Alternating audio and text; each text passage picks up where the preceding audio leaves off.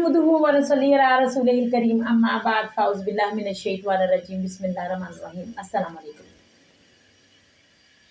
कुरान पाक की एक आयत मुबारका जिसका जिक्र है, बहुत सारी अहादीस में भी इसके मतलब कहा गया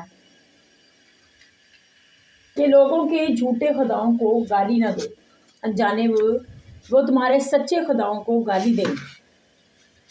ये आयत काफिरों के लिए नाज़िल हुई।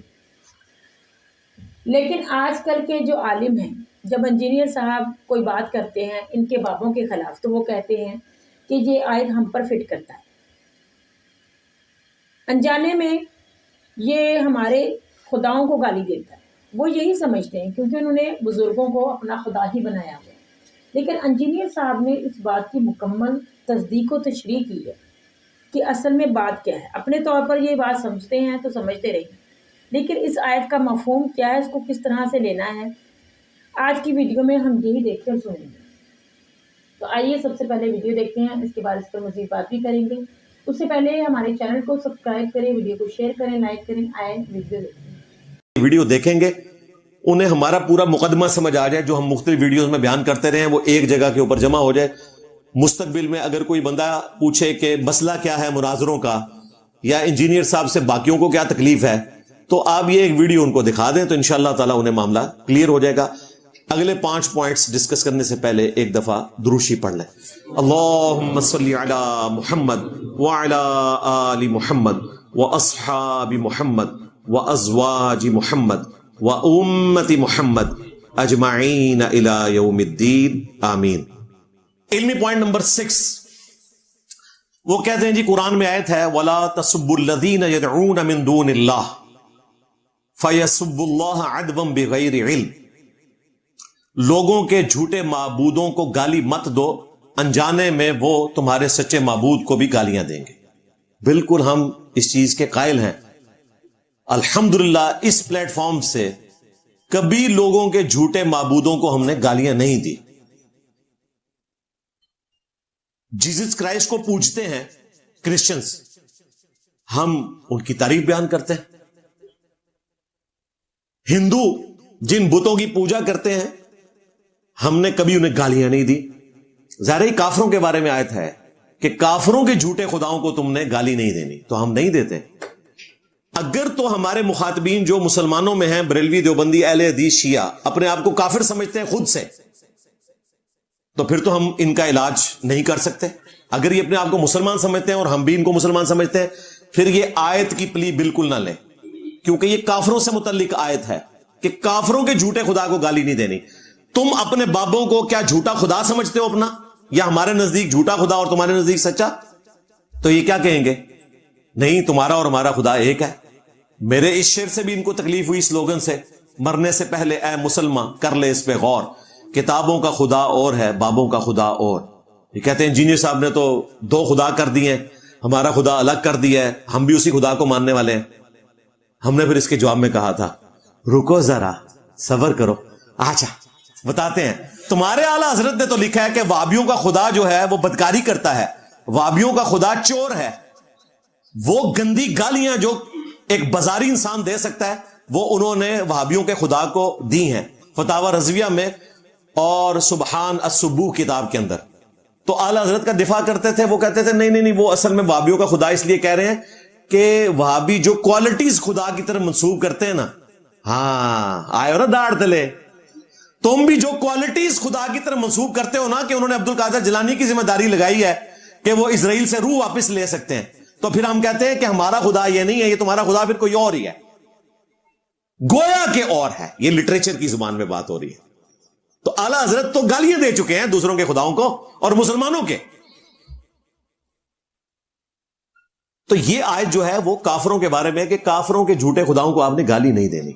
मुसलमानों के लिए ये चीज नहीं है। वैसे तो हमने मुसलमानों के झूठे खुदा जो इन्होंने बनाए हैं बाबों की शक्ल में, हमने उनको कभी गाली नहीं दी। हम इल्मी इख्तिलाफ करते हैं। मैं तो बकायदा नाम के साथ मौलाना और साहिब बोलता हूं, इमाम बोलता हूं। मैं इमाम अहमद ज़ा बरेलवी साहब कहता हूं, और क्या रिस्पेक्ट दूं?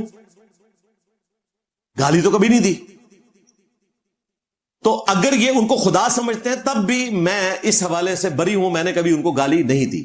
لیکن آپ کی اطلاع کے لیے عرض ہے یہ کافروں کے بارے میں کہ کافروں کے خداؤں کو آپ نے گالی نہیں دینی. اس کا مطلب ہے آپ خود اپنے آپ کو کافر سمجھ رہے ہیں. دوسرا, دنیا میں جو جنیوا کنونشن کے رائٹس ہیں UN کے تحت, وہ صرف مخالفین کی فوج کے لیے ہیں. پاکستان کی جنگ اگر کسی کنٹری کے ساتھ ہو تو اس کا جو فوجی ہے نا, اسے جنیوا کنونشن کے تحت قیدیوں کے رائٹس ملیں گے.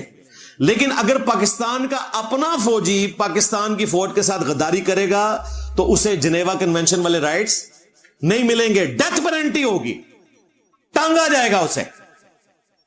ہونا تو چاہیے آپ کے تحت کہ جی جنیوا کنونشن کے رائٹس اسے ملے, تو پھر آپ کو بتایا جائے گا کہ وہ ہے مخالفین کے بارے میں, اپنوں کے بارے میں نہیں ہے. لہذا جو کافر ہیں ان کو تو رائٹس ملیں گے کہ آپ نے ان کے جھوٹے خداؤں کو گالی نہیں دینی, لیکن جب اپنے غدار ہوں تو ان سے یہ رائٹس اٹھ گئے. لیکن ہم پھر بھی گالی نہیں دیتے ان کو. ہم تو صرف ایک سلوگن بلند کرتے ہیں, میرے نبی سا ہے ہی کوئی نہیں, تیرے بابے تھے شاہی کوئی نہیں. ہمیں گالی دینے کی ضرورت ہی نہیں ہے, ہمارا ایک رجز ان کے لیے کافی ہے. تو اس چیز کو بالکل اپنے دماغ میں بٹھا لیں کہ یہ چیزوں کو مس کوٹ کرتے ہیں. دوسری طرف ان لوگوں کا اپنے ان بابوں اور بزرگوں کے بارے میں یہ دعویٰ تھا کہ یہ دنیا کا نظام چلاتے ہیں, اس لیے ہم انہیں رسپیکٹ دیتے ہیں کہ یہ ہے تو اللہ کے بندے ہیں لیکن دنیا کا نظام اللہ نے ان کے حوالے کیا ہوا ہے. اور پھر اس پہ ترا یہ کہ خادم رضوی صاحب سے ایک بلنڈر ہو گیا. انہوں نے اپنی ویڈیو میں کہا کہ امام مالک فرماتے ہیں کہ امت مر جائے اگر رسول اللہ کی گستاخیاں ہو رہی ہیں اور امت جو ہے وہ گستاخوں کو روکنے کے لیے کچھ نہیں کر رہی. وہ پنجابی میں ان کا کلپ ہے, کافی وائرل ہوا تھا. امام مالک فرماندے نے امت مر جائے, نبی دیاں گستاخیاں ہو رہی ہیں اور امت کچھ نہیں کر رہی. امام مالک فرماندے سن پھر امت زندہ کیوں ہے, پھر مر جائے ساری, پھر مر جائے ساری. پوری عالم اسلام اس وقت یا تو مر جائے, یا تو مر جائے سارا عالم اسلام, یا پھر حضور کی عزت پر پہرا دے. بس دو باتوں میں سے ایک بات ہے, بس یا سارا اکٹھا ہو کے مر جائے تو یا پھر فرانس کو جواب دے. تو میں کہا جی بابا جی رک جاؤ, ہاں آجا بابا جی, بابا جی ہاں ہمارا جواب بھی سنو. سب سے پہلے تمہارے غوث کتب ابدال مر جائیں کہ جنہوں نے اپنے نبی کے ساتھ کلمہ پڑھا اور وفاداری نہیں کی, وہ اپنے مریدوں کو جلا کے راکھ کرتے رہے, یوٹیوب سے ایک ویڈیو نہیں ڈیلیٹ کروا سکے گستاخانہ. لو سامو, امت مر جائے, تیرے بابے نہ مر جان بابیا, انہوں نے گالاں کٹ پہلے, جن کی ڈیوٹی تھی. امت تو پہلے ہی مظلوم ہے, یہ ساری طاقتیں ان کے پاس تھی نا. اچھا اب جب یہ بات کرتے ہیں تو ان کو تو ہاتھ پاؤں پڑ جاتے ہیں.